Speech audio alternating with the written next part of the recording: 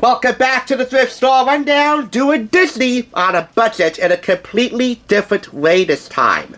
I know some of you might be a bit cross with me for not updating you immediately on the rather earth-shaking news within the House of Mouse that former boss whose tenure ran 15 years, Robert Iger, would return to the House of Mouse to lead the company through its 100th year of wonder. Why? Because, well, under Bob Chapek's tenure, Bob Chapek taking over from Bob Iger, he's from Consumer Products and Theme Parks, did okay leading the company through a global pandemic, but he devoid the company of soul, as Iger put it through a company-wide internal memo upon his return as CEO after his retirement after 15 years. Hence why Chapek got booed at the D23 Fan Expo, which commemorated Disney's 100 years of wonder. It takes a real bad CEO to get booed at a company party. Really bad. But whatever. So here we have Robert Iger's The Ride of a Lifetime book. Lessons learned from now what will count as the first 15 years as CEO of the Walt Disney Company. This #1 New York Times bestseller was picked up for 50% off the price of $5.99 from the Red, White, and Blue thrift store here in Patterson. And retails for, always look at the stacker for the retail price. $28 in the US, $37 in Canada. I'm sorry for the construction noise in the background. And it got its praise from Steven Spielberg, but of course, any book that has Steven Spielberg's seal of approval, come on, you gotta put that on your bucket list. Brené Brown, #1 New York Times bestselling author of Dare to Lead, and New York Times bestselling author of The Culture Code, Daniel Coyle. I'm pairing this up with a redo of Michael Eisner's Work in Progress.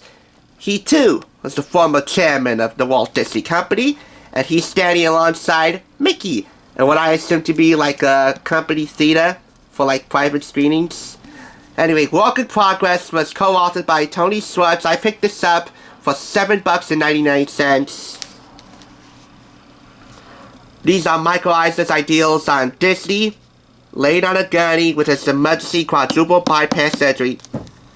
Ideas, diet, and acquisition, so on and so forth. This retails for $27.95 in the US, $36.95 in Canada. Both of these books were published by Random House. There is no photo insert inside Work in Progress, but there is inside The Ride of a Lifetime. And without getting into too much detail on each of these books, I'll just simply say that if you ever dreamt of having like a one-day all-access section with two of the most sharpest businessmen in the entertainment industry, either one of these books would give you a really good chance to do it. But I have to say, this is a little more modern. Hello? This was published somewhere within this decade, I believe. 2019. Oh well, it's fairly recent. And it's still so timely. I mean, this is actually more of an active tone than Michael Eisner's Work in Progress. However, Michael Eisner's Work in Progress is actually more active sounding than Ride of a Lifetime, because you're riding along with Michael as he continues to reign supreme at the Walt Disney Company. The Ride of a Lifetime was published before Bob Iger decided to hand the reins over to Bob Chapek and retire initially. And now we all know how that worked for him. So again, no photo inset, but you're coming along with Michael Eisner as he makes tough business decisions to strengthen the Walt Disney Company. What's really cool about this is that both of these two are actually programming heads at ABC. And then Michael Eisner went and did a stint as president of Paramount Pictures, and then came back to become the boss of Disney and helped buy ABC from Capital Cities. How neat is that? Bob Iger was Disney through and through. He didn't do any outside stints for anyone else. He was Disney through and through. As a matter of fact, he was the top pick for Eisner to succeed him as CEO of Disney.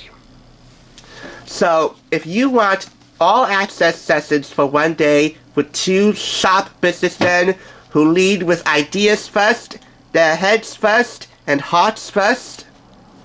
These two books are really solid choices. However, I'm gonna give it to Michael Eisner. Why? Because I'm a sucker for nostalgia, and I remember his stint as, well, the introducer, I'm not gonna say host, the introducer that's even award for the wonderful world of Disney serials on NBC.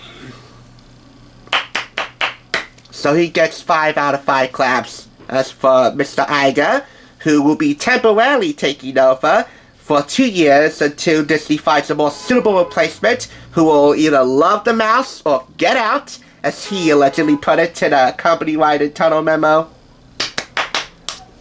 4.5 out of 5 claps. This is much more fast-paced. It takes you through the ins and outs of running day-to-day operations at Disney and making real tough business decisions.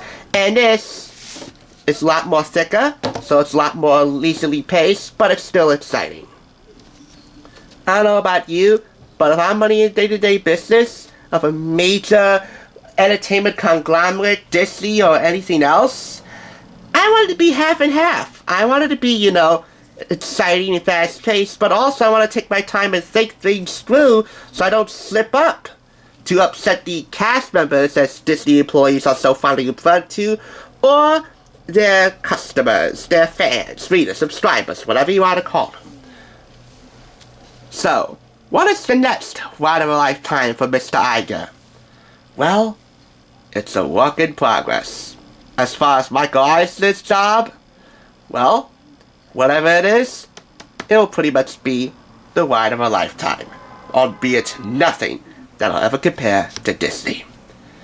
But these two books, when you compare them side by side or read them on their own, they're pretty darn good. And these two have solid work in leading the Mickey Mouse Club to the next 100 Years of Wonder. Thanks for tuning in, and now it's on to Pirates of the Caribbean Dead Man's Chest Press Materials Kit. You don't want to miss it. Thanks for tuning in, and remember, dreams do come true on the flip side. If I wasn't a big Disney fan in so many angles, I probably would have walked the plank a long time ago before even considering doing this.